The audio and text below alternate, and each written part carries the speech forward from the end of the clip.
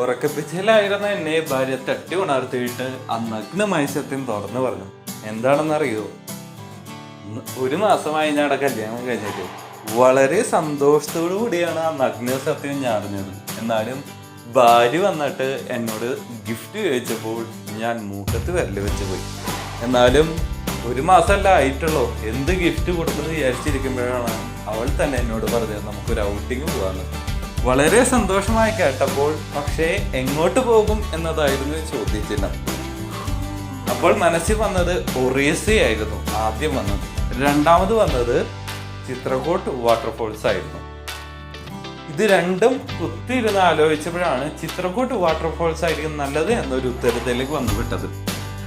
ഇത് ഇവിടുന്ന് കുറച്ച് അകലെയാണെങ്കിലും നല്ല മനോഹരമായൊരു കാഴ്ച കാണാൻ പറ്റുമല്ലോ എന്നൊരു ധാരണയാലാണ് ആ ഒരു വാട്ടർഫോൾസ് തിരഞ്ഞെടുത്തത്.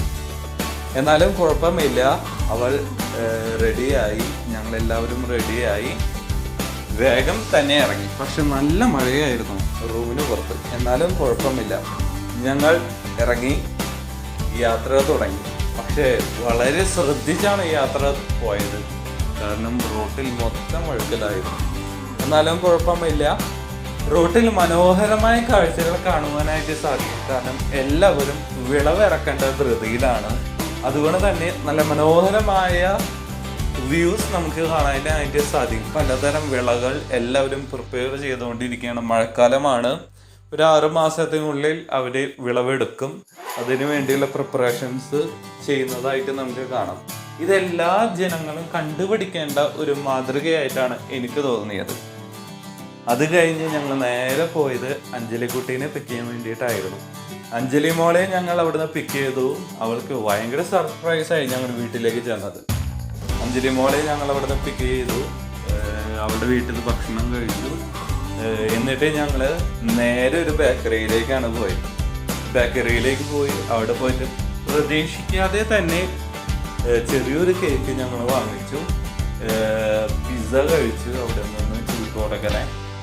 പിന്നെ അവിടുത്തെ ചേച്ചി ഞങ്ങളുടെ വർത്താനൊക്കെ കേട്ടപ്പോൾ നോക്കി നിൽക്കുകയായിരുന്നു. എന്നാലും ഞാൻ സെൽഫി എടുത്തു, കുറേ ഫോട്ടോസും വീഡിയോസും ഒക്കെ എടുത്തു. എന്നിട്ട് അവിടെ നിന്ന് ഞങ്ങൾ നേരെ പോകുന്ന വഴിക്ക് തന്നെ റോട്ടിൽ വെച്ച് കേക്ക് മുറിച്ചു. അത് നല്ലൊരു അനുഭവമായിരുന്നു. റോട്ടിൽ തന്നെ വെച്ച് കേക്ക് മുറിച്ച് ഞങ്ങൾ 3 പേരും അങ്ങോട്ടും ഇങ്ങോട്ടും പരസ്പരം ഷെയർ ചെയ്ത് കഴിച്ചപ്പോൾ അത് വല്ലാത്തൊരു അനുഭവമായിട്ട് എനിക്ക് തോന്നി. അത് കഴിഞ്ഞിട്ട് ഞങ്ങൾ നേരെ യാത്ര വീണ്ടും തിരിച്ചു. കുറേ കാഴ്ചകളുണ്ടായിരുന്നു. ഏകദേശം ഒരു 200ഓളം കിലോമീറ്ററാണ് ഞങ്ങൾ 2 സൈഡിലും കൂടെ പോയത്. രാത്രി 10 മണിയായി വീടെത്തുമ്പോൾ. അത്രയും ടഫായിരുന്നു ഈ യാത്ര. എന്നാലും പരമാവധി എൻജോയ് ചെയ്തിട്ടാണ് ഞങ്ങൾ ഓരോ നിമിഷവും പോയത്.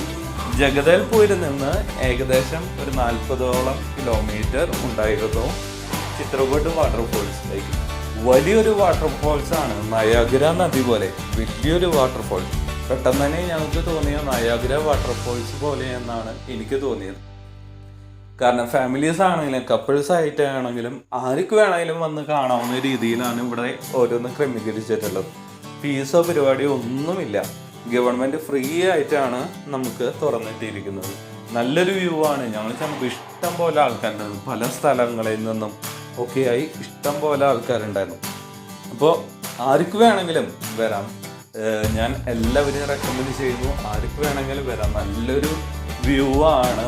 ഒരാൾക്കും തന്നെ നമ്മളെല്ലാവരും ഇന്ത്യക്കാരാണ്. ഒരിക്കലും അത് മിസ്സാവരുത്. നല്ലൊരു വ്യൂ ആണ്. അപ്പോൾ എല്ലാവരും വന്ന് കാണും. നമ്മൾ ചെന്നപ്പം മഴയായതുകൊണ്ട് ഞങ്ങൾക്ക് നല്ലൊരു വ്യൂ തന്നെ കിട്ടിയ നല്ലൊരു വെള്ളച്ചാട്ടമായിരുന്നു. വലിയൊരു വെള്ളച്ചാട്ടം. പിന്നെ അതിനടിയിൽ കൂടെ ശ്രദ്ധിച്ച് കഴിഞ്ഞാൽ കാണാം നമുക്ക് ബോട്ടും വഞ്ചിയൊക്കെ പോകുന്നതായിട്ട് കാണാം. കഴിഞ്ഞ പോലെ ഇതേ സമയം ഞങ്ങൾ ഇതിൻ്റെ താഴത്തുകൂടെ നടന്നു പോയിരുന്നു, അതിൻ്റെ മുകളിൽ കൂടെ നടന്നു പോയിരുന്നു. അങ്ങനെയൊക്കെ പോകാനായിട്ട് പറ്റും. അങ്ങനെ വലിയ പ്രശ്നം കാര്യങ്ങളൊന്നുമില്ല. ഇക്കൊല്ലം ഞങ്ങൾക്ക് നല്ല മഴ കിട്ടി. ഞങ്ങളവിടെ എത്തി വീഡിയോ ഒക്കെ എടുത്ത് കഴിഞ്ഞപ്പോഴാണ് ഞങ്ങൾക്ക് നല്ല മഴ കിട്ടിയത്. അപ്പം ഞങ്ങൾ കൈയോടൊക്കെ നിർത്തുകയാണ് ചെയ്തത് വീഡിയോ എടുക്കലും കാര്യങ്ങളൊക്കെ. അതുകൊണ്ട് അധികം നമുക്ക് മുകളിലേക്ക് കൂടെ പോകാനോ അല്ല താഴത്തോട് പോകാനോ പറ്റിയില്ല. നല്ല കുറേ വ്യൂസും അടികൂടെ ഇറങ്ങി പോവാം, അങ്ങനെ കുറേ കാര്യങ്ങളുണ്ട്. പ്രശ്നമൊന്നും നല്ല ആൾക്കാരൊക്കെ പോകുന്നതാണ്. അടിയിലൊക്കെ നല്ല വിസ്താരമായ മണൽത്തട്ട നമുക്ക് കാണാം. അങ്ങനെ നല്ലൊരു വ്യൂ ആണ് ചിത്രകൂട്ട് വാട്ടർഫോൾസ്. സാധിക്കുന്ന എല്ലാവരും വന്ന് കാണുക. നല്ലൊരു വ്യൂ ആണ്.